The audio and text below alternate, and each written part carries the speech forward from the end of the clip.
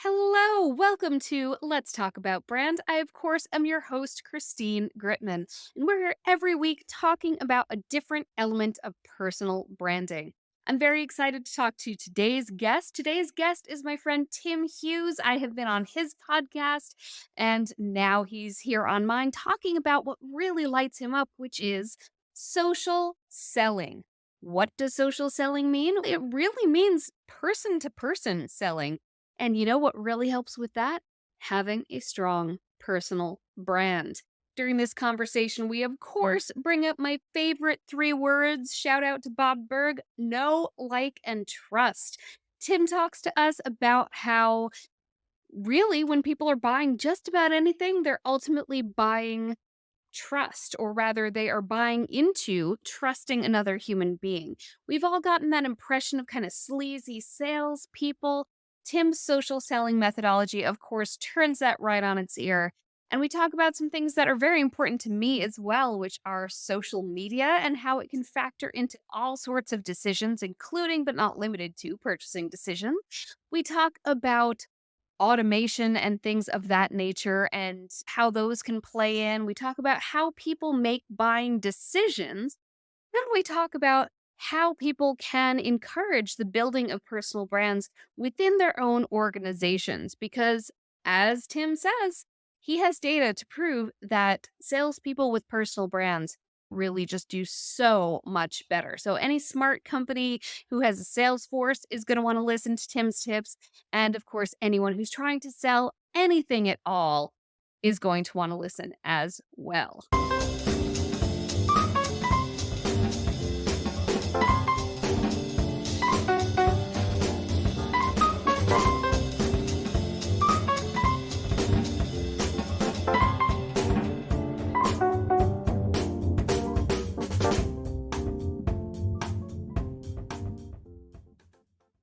So, without any further ado, let's bring on today's guest. Come on down, Tim. What a welcome. We always like to make our guests feel like superstars here on Let's Talk Thank you. About Brand. Now, you are a bit of a superstar in the selling world for sure, and as an author and all of that. I gave a bit of an intro on you, but I'd love to hear in your own words, Tim. If someone asked you what your thing is, what do you say? First and foremost, I always tell people that I'm a salesperson, I'm not a marketer. Um, I've been in sales for 25 years. I have dabbled in marketing. I know a bit about it, but selling is really what I'm about. So it's all about generating revenue for organization, doing deals and things like that. So I tend to focus on that rather than necessarily some of the marketing side. I tend to be more business, revenue, profit driven than necessarily looking at leads or MQLs or anything like that. And that is very unique for a salesperson to not just be about leads and all of that.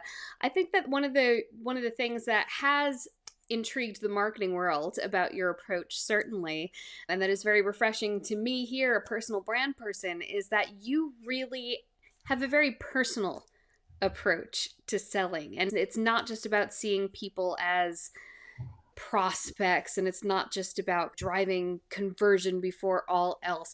I would love to hear a bit about how you bring the personal in and how the person really does matter a lot when it comes to the selling style that you espouse. So I think that one of the issues that all salespeople have is the fact that you're just a salesperson. And the way that people go to market is the fact that you're just another company with just another product and you're just another salesperson. And every company goes to market the same way. They say exactly the same thing, which is buy my product because we're great. And for example, my background is selling accounting systems, and still all of the accounting systems, they have a term for it, ERP, which is a grand term for it. But all ERP vendors say exactly the same thing. So as the buyer, how do you make a decision when you have this sea of sameness where all the salespeople look the same, all the salespeople say the same? I'm getting emails. I've got 2 emails today, and they have exactly the same title on it. I can't remember, was it? So I need a meeting, the meeting or something like that. And it's exactly the same. And what people are I've doing. I've seen some financial advisors. I know a few of them who have subscribed to services that they write the email for you and you subscribe to this service, and it means that you can send the email out as you. But I know a few people who are apparently on the same service because they're sending literally the exact same email. So yes, you've got competitors sending exactly the same email to exactly the same client base, saying exactly the same thing, and it's weird. Our view is that actually people buy people, and that's been the same since the beginning of time. And what you're looking for, especially in the world of business to business, is that you're looking for an expert. You're looking for somebody that can help you. You're looking for somebody that has a voice, somebody that has done this before, somebody that can share not just case studies, but say, this is my view of the industry. These are the top things that I think about the industry, that sort of stuff. And we've actually got research that actually backs this up. So in the book, The Jolt Effect, which is not my book, written by Matthew Dixon and Ted McKenna, and that looks at 2 million calls, sales calls. That's a One of the decent things, data set. a decent data set, yes. In all People, industries, like how broad is that set? it's across industry, and they haven't it doesn't cover professional services, because I've actually interviewed Matt Dixon myself, and he's Ooh, actually doing a project at the moment to drill down on professional I'm services. interested in that one, but continue. The whole book is all about the fact that people go out and look for things and then don't make decisions, and what is the reason behind that. And one of the things that they say in terms of based on that data set is that, and they don't use the term personal brand because they've decided to come up with something else, but that what they're saying is that every single salesperson needs to have a personal brand. And I'm going to say it again, there is data to back that up.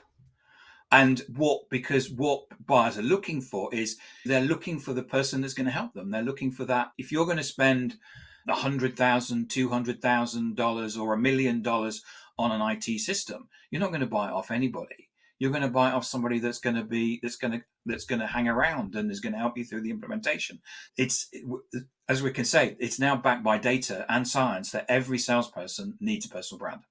Because what people are ultimately buying is trust. I really like how you Yeah. pointed out that what they really want is to know that amidst this sea of choices, they have someone who actually has an opinion based in fact, based in experience. I did like your point that it wasn't about services. I am intrigued by that, but I think people are more aware that obviously service based professions need personal brands. But no matter what you're selling, the fact that the salesperson needs one is really crucial there. I love that. So let's dive into what that means. Every salesperson needs a personal brand. What does that mean in this context, or what do you understand it as meaning in this context? Okay, so what buyers are looking for. So first and foremost, it doesn't matter what I as the salesperson think. It's what the buyers think. And we know that buyers are now on digital. 60% of the world's population are on social media, and the average person on social media now spends 2 hours, 26 minutes a day on social media. So it's not just about posting pictures, they're actually using social media as a mechanism to find things out.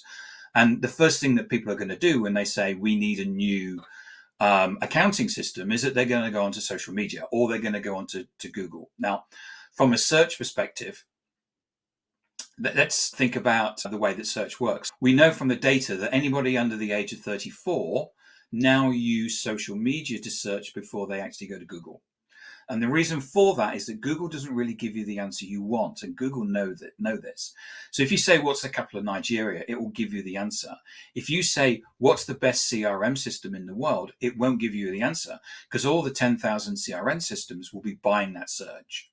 Yeah, I think that people are a lot more aware now of that as well, aware of the fact that Google's search results are algorithmically ranked and that there's SEO tricks and all of that involved. There's a lot involved. It's not just anymore what it used to be, which is the thing that the most people are clicking on, is the thing that gets that top spot.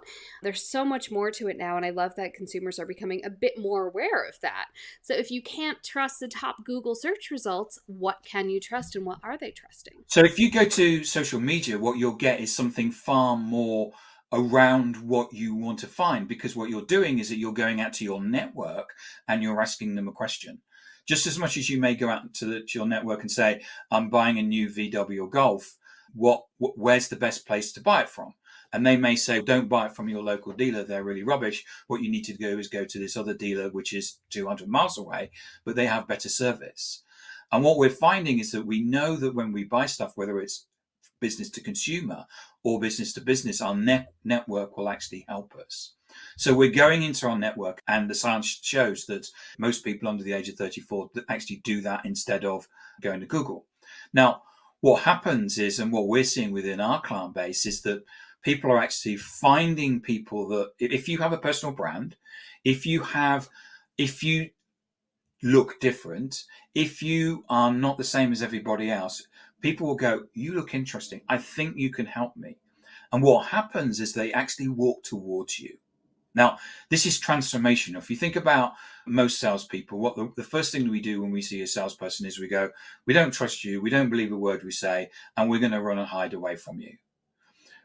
But by having a personal brand, buyers will actually walk towards you. So I have a client that's getting multi-million-dollar deals because he's transformed his salespeople to have personal brands. And people are doing this where they're saying, you look interesting, I think you could help me. Now, when they walk towards the salesperson, the conversation between buyer and seller exactly the same as it has been for forever. There will be a conversation about whether there's a fit and qualification and budgets and stuff like that. None of that is taken out, but it's the fact that you're actually, as a salesperson, that you're standing out and being different. Now, the difficulty that people have with this, especially in marketing, is that they think it's all about brand. Hmm. So we constantly have this, it's all about the company brand versus the personal brand. Yeah, big And, difference. and I'm sure you've had this conversation before. And the science shows that when we come to social media, we're not interested in the brand. We're interested in a person. It's social media. The research shows we don't come to social media to look at brochures.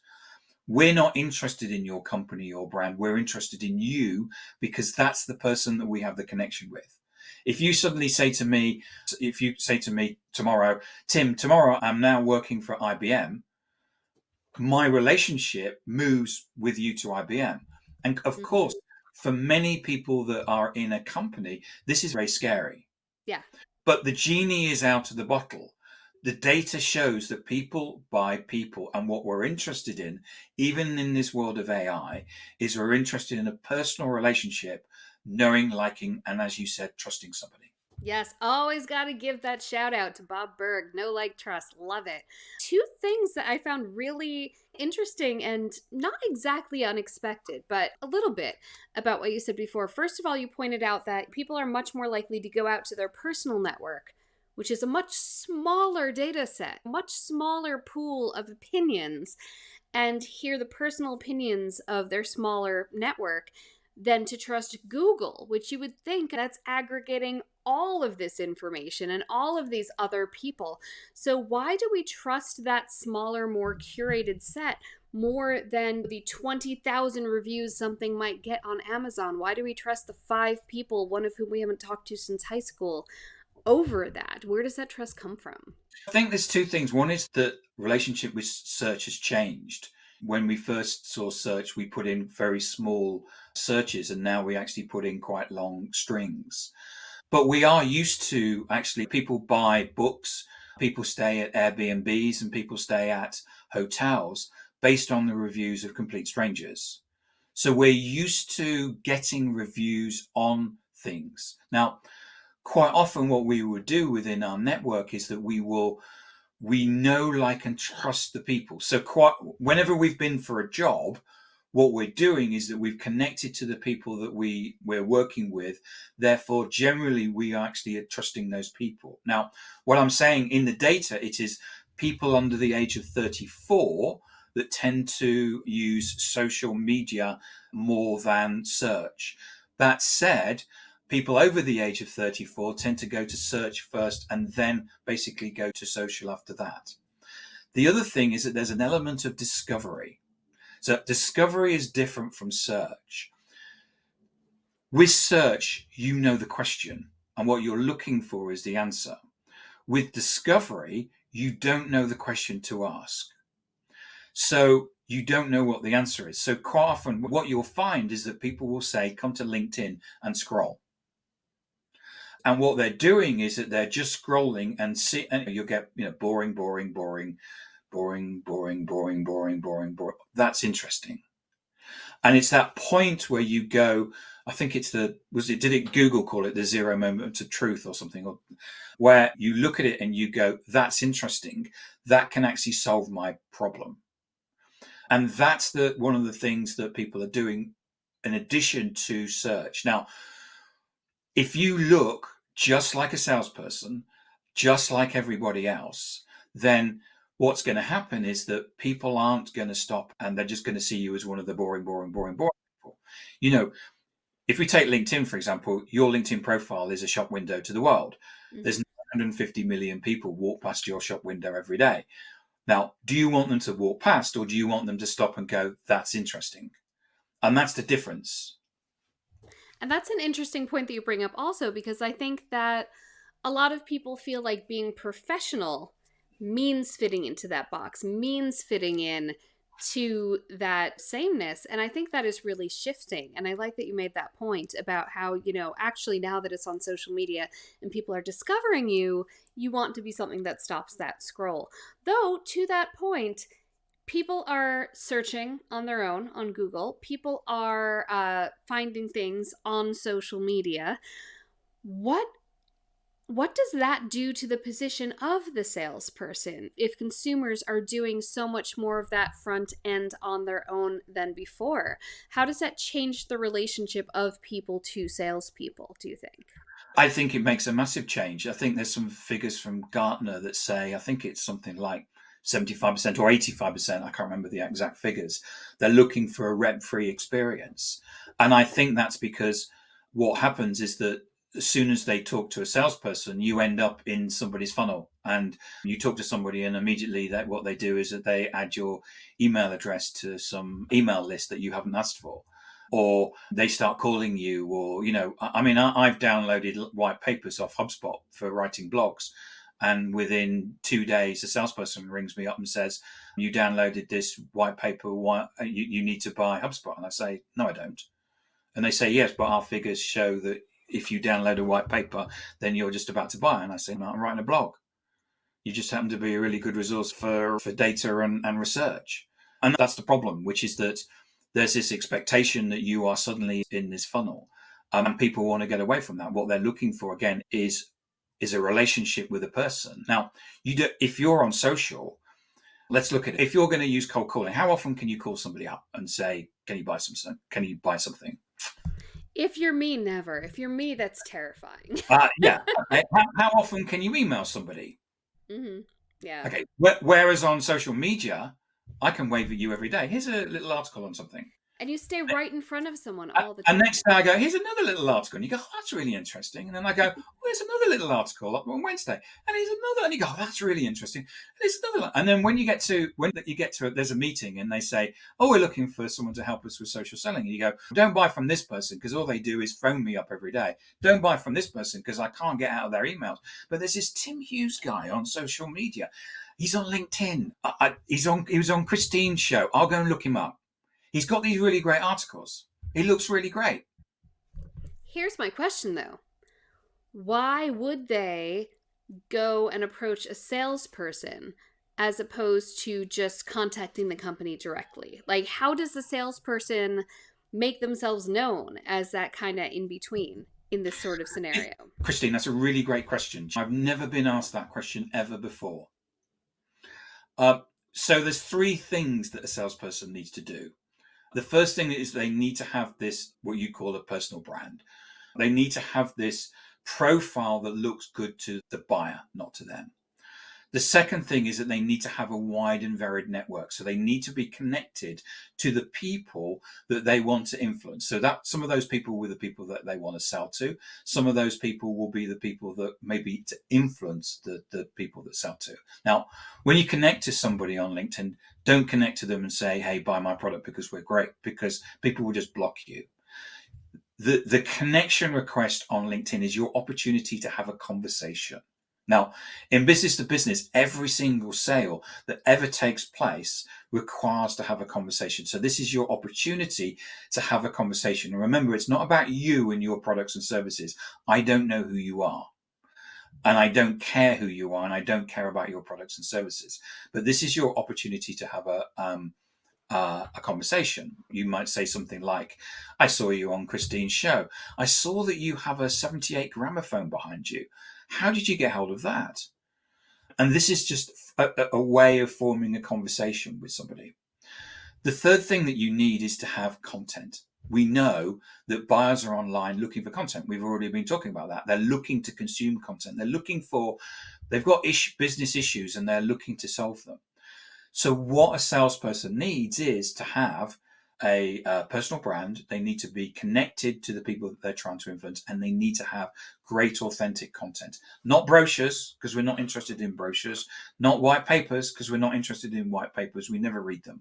What we're interested in is authentic content. We're interested in what is it about that salesperson that's going to help us. And once you're connected to somebody, remember, you're connected to somebody, unless you're really horrible, you're connected to them forever. So every single day you can put out content and say, hello, this is me. Hello, this is me. Have you thought about this business issue? Have you thought about this business issue? We're finding our customers have this business. We've just sold this, and they had this particular issue. And what you're able to do is pick up all those particular issues. And what you're doing is that you're building a whole bunch of content that people can search on and find. We've already talked about that. But also every day you're going to be waving at people and saying, this is this particular business issue. At which point somebody will say, that is something that we have that issue right now. And they are more likely to walk towards you and approach you by doing that than they are likely to ring the company and say, I just seen your brochure on the website. Can you send me talk to one of your salesperson? Because your relationship that you've got is with that salesperson. And to that end, about content, I know people really struggle with the element of content about how much of it should be selling content, how much of it should be not selling. Should you throw in stuff that has nothing to do with what you're selling? So, how do you recommend that people approach that? Because it sounds like, if I'm interpreting you correctly, a lot of the point of the content is less to sell your solution and more to show that you understand the problem. Is that accurate? Or? Yes, we have data that shows that nobody comes to social media to read brochures. If you're putting out stuff saying "buy my product," then you're back to the same as everybody else, because everybody else can say that. Now, there are some subtleties about it. We've actually been running a benchmark now since the beginning of the year. So we're recording this, and we're now 10 months into the year. And what we've found is that certainly human content is liked by people. Now, what is human content? Now, I'm not saying that you need to share personal details about yourself, but you can test this out. For example, if you put out a brochure onto LinkedIn, you'll see how many likes and comments you'll get. If you put a picture of you holding a brochure out there, I can guarantee you will get more likes and comments. Now, that's the difference. And what we're looking for in an individual, and we have data to show this, is that to walk towards somebody, you need to actually know somebody. So, for example, if you think about you and I, Christine, we met in London and we had a conversation. I know about you, and I know about your family, and I know about where you're living and stuff like that, because we had that conversation and we shared those things. Also, that is exactly what we do when we buy things. When we get to know somebody, we get to know the individual. So in the old days, when I would go out and have meetings, you would go to a person's office and there might be a picture of them on the desk fly fishing. Immediately you'd have a conversation with them and say, oh, you're into fly fishing? Oh yeah, I did a fly fishing course up in Scotland. I was never any good at it. What do you do? Oh yeah, and then what happens is you get into a conversation about it. And this is about what happens is that we're interested in people and what they do. And the more that we can find in common with each other, fly fishing, Formula One, living in St. Albans, or whatever it is, the more that we can find in common with a person, the more that we like them and trust them. And so the more that you can share on social media about what you're doing, taking the kids to play football at the weekend, or showing them snorkeling or whatever it is, the more that you can share about that, the better it is. Now, I'm not saying that you share a photo of your children playing football every single day. The only assumption that I will jump to at that point is that you're probably a football coach. But what we're looking for in terms of content is different types of content, video, written content, but we're also interested in you as an individual. And we've actually built a hierarchy of content. We know exactly what content works and what content doesn't work. And we share that with our clients because that's part of one of the things that we do. And as I say, we've been running this benchmark and we know exactly how many times you need to post, when you need to post, what type of content you need to post, which will generate leads, meetings, and ultimately revenue for an organization. Now, is this kind of industry or rather industry clump specific, or do you think that this applies to pretty much everything? I know we talked before about how the study that was looked at before was selling stuff versus selling services.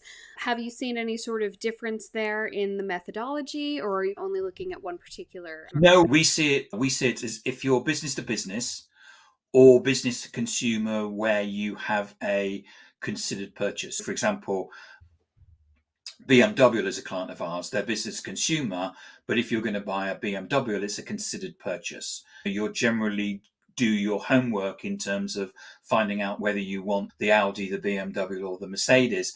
And BMW reckon that when you walk into the showroom, you already know which product, which car you're going to buy and who from, in terms of the company, not particular. So the way that they're training their salespeople, for example, they're training their salespeople to actually not to know about the cars, but to actually understand more about maybe the leasing details, the resale value, and stuff like that, because that's actually those things are what they know about rather than what you can find online. But certainly from our clients who are services based, which are professional services, we're still a lot of professional services people still tell me that deals are done on the golf course.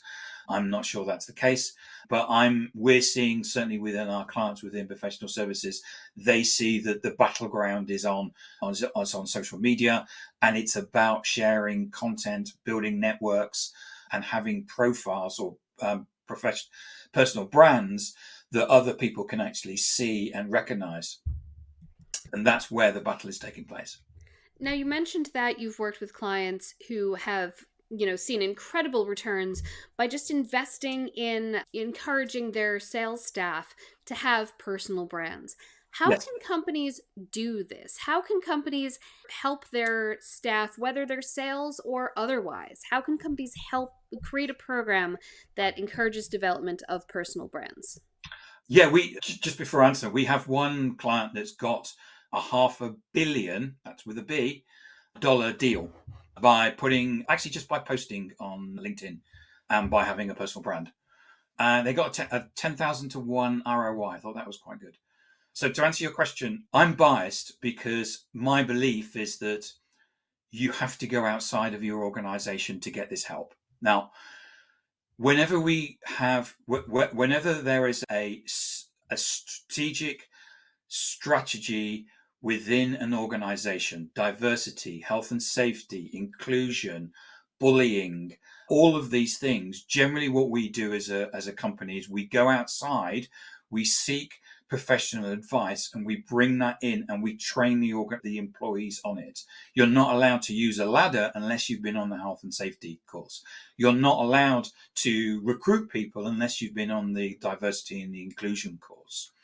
And I believe it's the same thing with social media, that you need to go outside and seek advice on this and get experts in who do this every day, who can actually say, this is what you should be doing.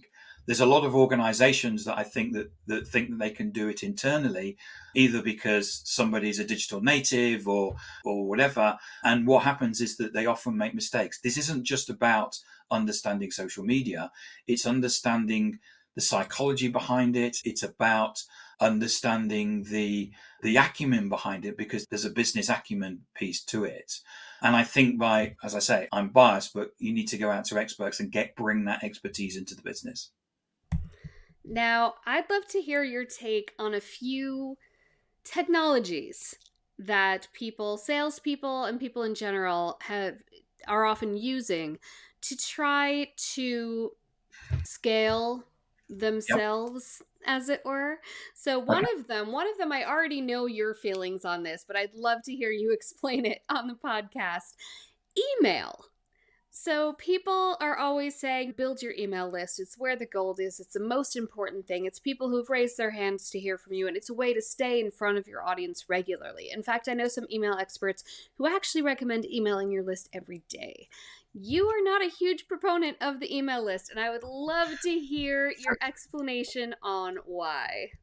So I would say, yeah, if somebody is subscribed, if they've subscribed to your email list, then yes, they are people that want to know more. Personally, I think I'm only subscribed to two email lists. I have people that subscribe me to their email lists, which is actually in the GDPR European regulations. And I have pointed out to Cisco that it is a 4% of global turnover fine. They haven't responded yet, which is again in breach of GDPR regulations. If you, in terms of email, during COVID, HubSpot published, they've actually taken it down now, but I took all screen grabs of it and I've put it in blogs. They've got 120,000 customers, and they use the data from all those 120,000 customers sending out data. So it's a big data set, all of the HubSpot. Now, you would expect HubSpot people to be good at doing email. So it's not just a case, well, they're rubbish at doing email, and which I quite often get. So they found that email has a 98% failure rate. How are they defining failure rate? Is it about failure to It, convert or? that was a 98% failure. I'm based on revenue. So it amazes me that people are allowed to get away with the fact they say it's an open rate. And I understand with email now but we're measuring just that the email reaches the person. But in terms of the 98% failure rate, as far as I understand it, the 98% failure rate was people actually opening it. Now, you can say, someone will say, I get this massive open rate. Okay, how much revenue are you getting from this? Could you actually be putting the money and the effort into something that is actually generating something? For example, with our benchmark for social selling, we're now getting a 9% response rate for cold outreach. And then whenever you do any cold outreach, whether you email somebody or whether you cold call them, what you're looking for is some sort of next action. And I just need to look on the wall. We're now getting a 34% agreement to next action. There is no demand gen facility out there, whether it's cold calling or email, that's getting for cold outreach a 9% return and a 34% response to next action. And if anybody wants to come and have a look at this data, we're more than happy to show it to you and walk you through it in terms of what we're doing with it and how we've actually sourced that data. All right, so email is not the way. We have no email list. We deleted it in 2018 to comply with Well, GDPR. then how do you respond then to the thing where people say that the point of the email list is it's owning your communication with the list of people who you've amassed, because of course there's the building on rented land issue with social media. We've seen what happened with Twitter, which I refuse to call X. Lots of us built our audiences on there. It's where we communicated with them. It's where we got some business. And now that has gone tits up. So how do you deal with the As I said it, as building I on said at the rented beginning, land if thing? as I said at the beginning, if email is working for you, then stick with it. If people are subscribing to email and they're subscribing to your lists, then great. Remember, one of the things that I would do is not send it out, whatever you're doing daily, weekly, or monthly, and then wait for the number of people that phone you up. Seth Godin actually said the way that you test an email list and see whether people have bought into it is that you don't send it out and you see how many people ring you up and say you didn't send it out this week. Personally, I don't subscribe to I'm only on two lists, and one of those is a professional body that I'm a member of. Now, anybody who emails me and sends me a spam email, I, like lots of people, I create a rule so that it goes straight into my wastepaper basket. So if they spam me again, I never see it. You need to decide. I think people need to decide, do you want to generate loads of business or do you not want to generate loads of business? And those are the decisions you need to make. I guess the question more is, how do you make sure you're not reliant on the whims of the social platforms and any petulant billionaires who may acquire them? How do you make sure that you have made a direct connection and maintain a direct connection I at think scale? I think one of the things that we talk about is you need to have the ability to walk digital corridors and have digital conversations. And this is not about learning a particular platform. It's understanding what it means to be social. And therefore that means it's about understanding the sociability and being on Instagram and being on Twitter, being on LinkedIn. When Microsoft bought LinkedIn, everybody thought it was the death of the platform, and it hasn't. It's actually gone from strength to strength. And I think this thing about building things on rented land is really a non-issue because of the fact that we know people have moved to social media. We know people are comfortable now with social media. And what our job is to do is to make sure that we're using those platforms to the way that we want them to. And that will give you the response. There's always going to be an argument to use a particular method or not. Personally, we don't recommend email, and we think it's a career limiting thing to do that. All right, so another thing that I'm curious about your opinion Yes. on social media, in order to scale sociability, there are things that people use like chatbots, especially now with the rise of AI, having things that are a bit more responsive of that nature.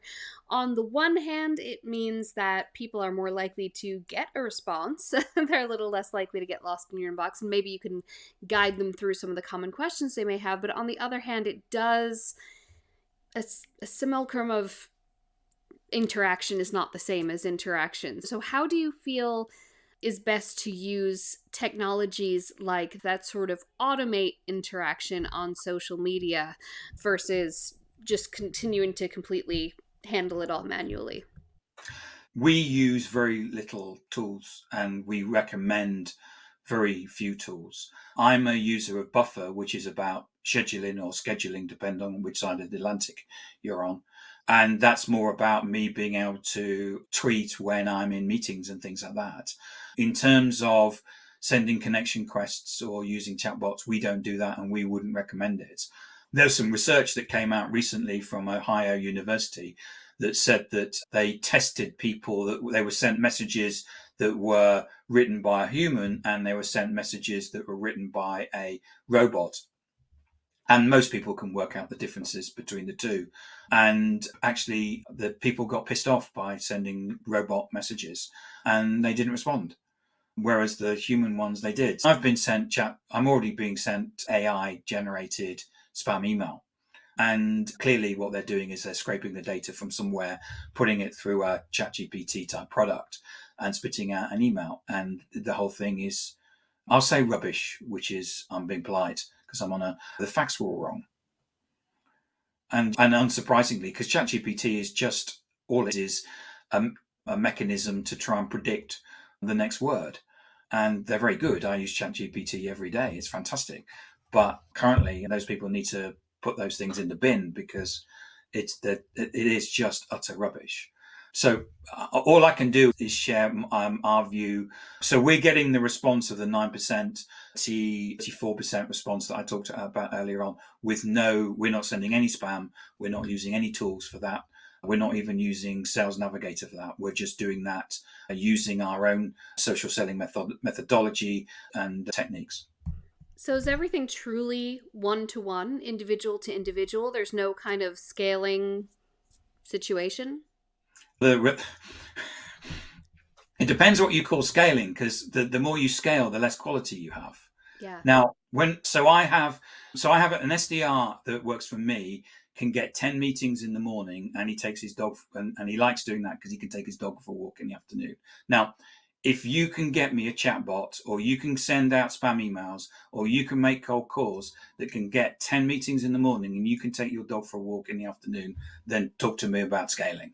Love that. So it sounds like it's really about going deeper, not going broader or wider. It's about making sure that you keep the social in your social media and you keep the social in your social selling.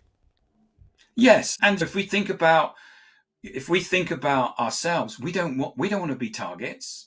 We don't want to be in funnels. We don't want to be. We are ourselves. We're not. I'm not a persona. I'm an individual, and and we want to be treated like that. And all buyers are exactly the same. Now, even though people say, "How are you going to scale?" If you're getting 10 meetings, and if you've got an SDR who's getting 10 meetings, and it's only because the other people are cold calling and they're not pulling their weight that he doesn't do another 10 in the afternoon. If you're doing that level of meetings in your business and you've rolled that across your sales force, you don't need all these other tools. You can save the money. Amen. I love that. I'm not a huge user of tools either. I'm just very like, you see what you get me. I agree with that, Christine. And you've got a very clear personal brand. I know what you stand for. I know who you are. And if people don't like that, then they won't buy from you. But that's the trick. The trick is that you've qualified all those people out. Yep, So that you is haven't true. got to spend time talking to people that are never going to buy from you. You'll only ever talk to people that want to buy from you. That's my So, hope. so in fact, most people who talk to you, probably what happens is that you don't sell. What happens is they end up buying. And that's the difference. Love that. You said you know who I am and what I stand for. What do you stand for, Tim? I wrote the book Social Selling Techniques to Influence Buyers and Change Makers, which is here. I'm known for that throughout the world. It's my third book. That's what we do. That's what we focus on. We're not a full service marketing agency. We just focus on generating revenue for organizations by using social media strategically. And that's what we do. And we're obsessive about it. And I think that probably came across today.